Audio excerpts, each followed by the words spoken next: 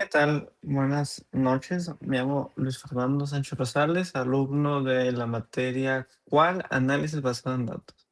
El día de hoy estaremos viendo una storytelling de el tema México y la sustracción internacional de menores.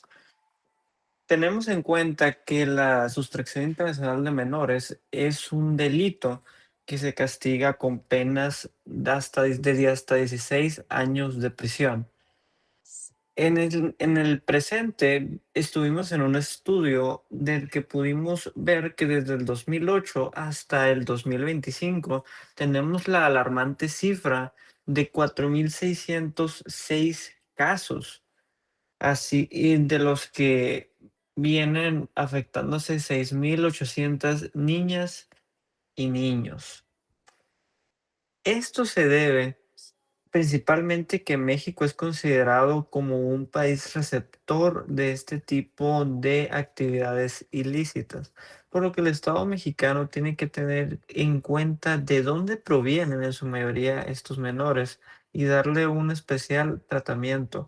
Y en el caso particular, en torno a diversas investigaciones, se tomó en cuenta que Estados Unidos, siendo nuestro vecino más próximo, es el país del que más provienen menores que son afectados por este tipo de actividades ilícitas, teniendo, por ejemplo, una cifra alarmante de que el 50% de menores o de casos de sustracciones de menores provienen del mismo Estados Unidos.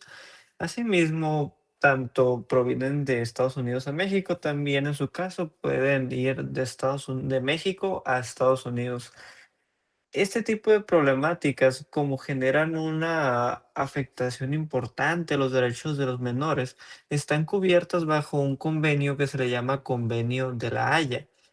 Aunque em, según fuentes de información estadounidense, como lo tenemos en Jeremy de Morley International Family Law, mencionan que si bien hay una convención, es difícil que el Estado mexicano actúe de manera diligente, de manera activa y rápida para que estos casos se puedan esclarecer, ya que aún y si se llega a detectar y saber dónde está el menor, difícilmente el Estado mexicano puede hacerlo de una manera rápida, disculpe, porque los procesos mexicanos son tardados.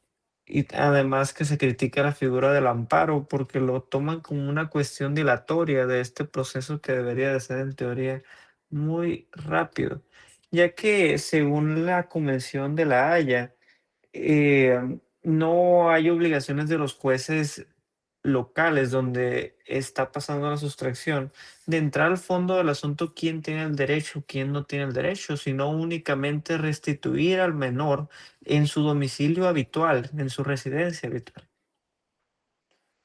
Otro caso importante es la cuestión de que el Estado mexicano tiene que avanzar con estas investigaciones, ya que según datos que provenientes de la Secretaría de Relaciones Exteriores, los casos cerrados en México son muy pocos, teniendo 173 casos cerrados en el 2025 y tristemente la mayoría de ellos provienen de cierres administrativos y no bien y desechamientos, ya que no vienen de restituciones judiciales ni de restituciones voluntarias, vienen en su tristeza de cierres propiamente administrativos sin llegar al fondo del asunto.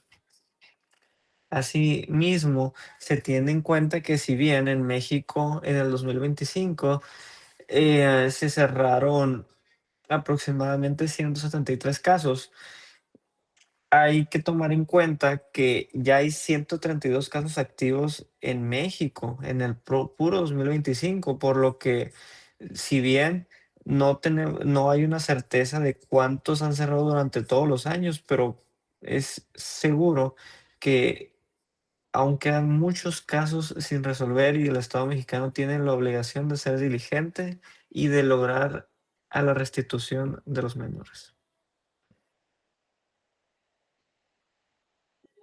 Y eso sería todo. Les agradezco mucho la atención. Únicamente para fines académicos Voy a compartir las fuentes bibliográficas. Y esas son las fuentes bibliográficas. Muy bien, maestra, compañeros, les agradezco mucho la atención. Espero pasen una excelente tarde, un excelente día y un excelente fin de semana.